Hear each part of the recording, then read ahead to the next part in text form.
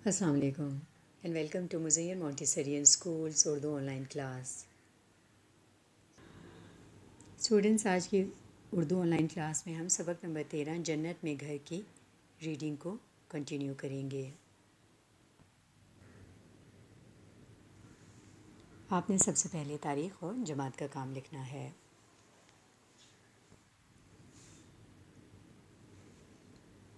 جب میں ریڈنگ کروں تو آپ نے کیئرفلی سننا ہے. مشکل الفاظ کے نیچے آپ نے لائن لگانی ہے اور سبق کے اہم الفاظ کو آپ نے املا کے لیے تیار کرنا ہے. ہم اپنی ریڈنگ یہاں سے شروع کرتے ہیں. بوڑھے نے روٹی کا ایک ٹکڑا اپنی بکری کو ڈالا اور باقی خود کھانے لگا. اس درخت پر ایک چڑیا کا گھونسلہ تھا جس میں چڑیا کے بچے بھوک سے چوں چوں کر رہے تھے. مسافر نے روٹی کا ایک ٹکڑا ایک جانب رکھ دیا. جانب کا مطلب ہوتا ہے طرف، یعنی اس نے روٹی کا ٹکڑا ایک طرف رکھ دیا. چڑیا روٹی کا ٹکڑا لے کر اڑ گئی اور اپنے بچوں کو کھلانے لگی.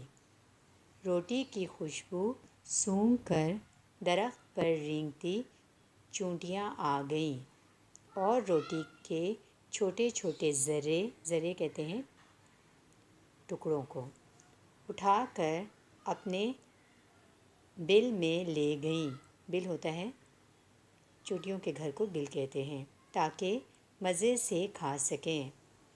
دانش نے بوڑھے مسافر کی مدد کر کے نیکی کا جو کام کیا، اس کی وجہ سے بکری، چڑیا اور اس کے بچوں کے ساتھ ساتھ چیونٹیوں کا پیٹ بھی بھر گیا. پیارے بچوں، نیکی کا اثر بہت دور تک جاتا ہے اور اللہ تعالیٰ نیکی کرنے والے کو جنت میں گھر دیتے ہیں. اس لیے نیکی کے کام کرتے رہیں اور جنت میں اپنا گھر بناتے رہیں. اور بچوں، کیا آپ جانتے ہیں کہ جنت میں داخلے کے کتنے دروازے ہیں؟ جی، جنت میں داخلے کے 8 دروازے ہیں.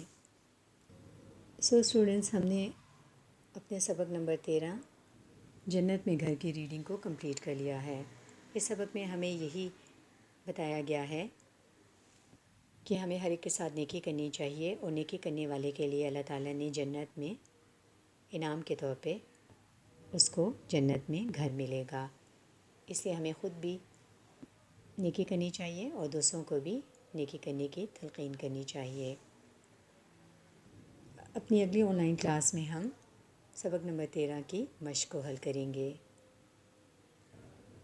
آپ نے ہوم ورک میں پیج نمبر 75 کی at least twice time reading کرنی ہے. Till next online class, stay home and stay safe and happy. اللہ حافظ.